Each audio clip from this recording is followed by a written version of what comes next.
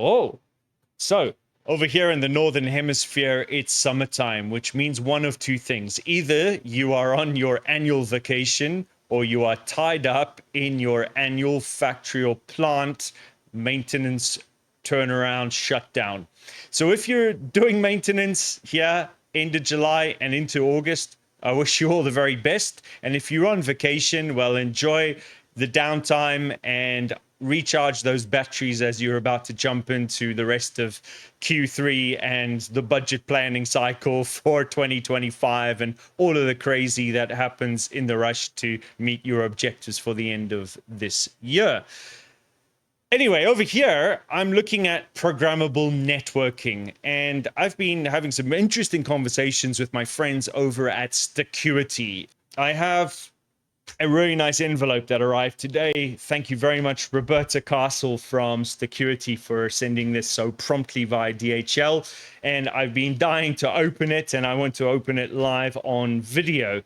And I have some gear with me. So I have a NS box. This is a revision 2 NS box. This is Phil Cloud's own edge computing hardware. And the reason why I'm showing this is that this is actually a product that we put onto the market back in 2012, and we've been deploying the NS box mainly in the oil and gas industry. I also have some gear from Teltonika Network. So Teltonika is this really great Lithuanian company that if you have been working with cellular connectivity, by all means, you will have come across Teltonika. They make great router hardware. So these are cellular routers, industrial cellular routers. We got the RUT 240, the RUT 241, which is the successor to the 240.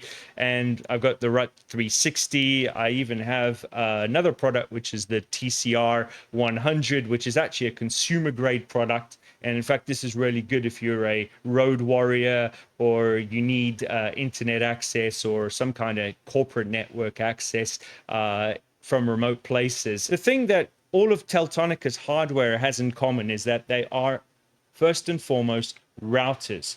They're designed for, again, connecting and having traffic go across a cellular link. And typically we'd add VPNs. So a lot of the work that we do where we deploy Teltonika hardware for our customers is using, for example, the RUT 240 to provide an IPsec VPN tunnel, right, which is conveyed over a basic cellular access network.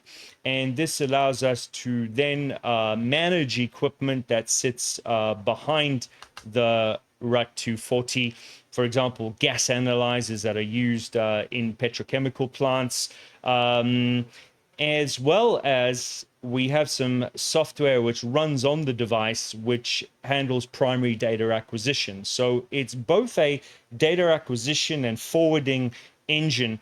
However, it's very basic. There's no storage and there's very limited processing power on these devices. So you can't really persist data very well, and you can't really do a lot of good store and forward, which is why we still do our core edge compute hardware, which obviously has got multiple tens of gigabytes up to multiple hundreds of gigabytes of storage, which allow you to run complex applications. And the big difference between the current NS box and what we've been doing more recently with what we call our Milu X, these devices really allow you to run virtualized applications. So you can actually take real server software and deploy it onto a very compact and pretty low power device. Okay, so it basically means that you don't have to take a router and then add in another industrial PC that sits behind the router. Anyway, I digress, and I'm getting far too far ahead of myself. What is very interesting here is the unboxing of some new SIM cards from Security. So here goes.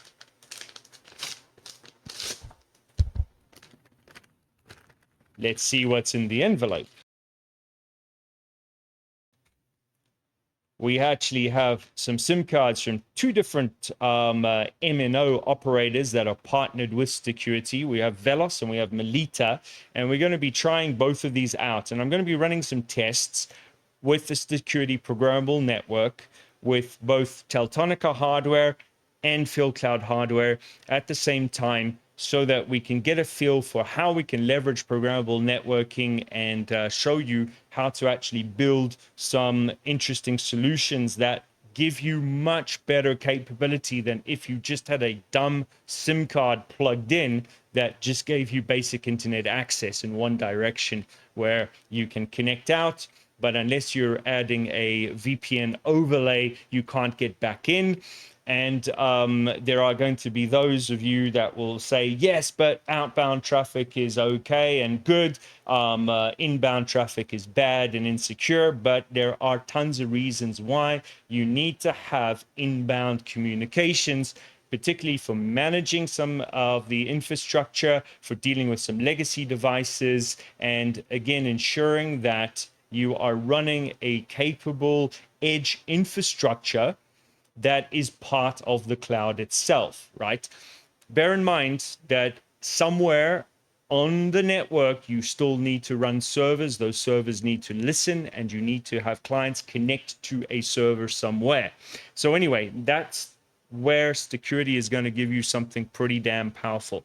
So yeah, there we go. So this is the summer project, and over the coming weeks, I'm going to be sharing some more details as we unpack and start connecting and start actually configuring and programming, working with the security APIs, showing how to integrate their APIs into other systems. Because this is the cool thing, is that it isn't just a web dashboard like most cellular comms providers will give you, if you're lucky, right? If you're dealing with some legacy MNOs, they're going to give you a SIM card and then expect you to call their customer help desk if you have an issue with the SIM card, with the subscription, or is it misbehaving. You don't have visibility.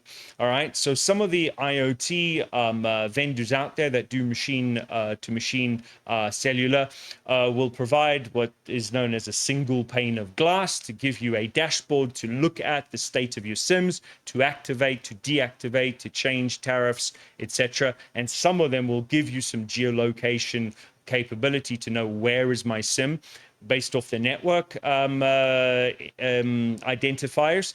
The other thing that you might know is it actually connected or is it not connected? And you may get a couple of indicators back that are shared by the network. Well, anyway, without going into all the cool stuff on security, there are other things you can do with the programmable network that allow you to much more easily troubleshoot comms issues, much more easily deal with the provisioning and the policy application or the policy definition of where you want traffic to go.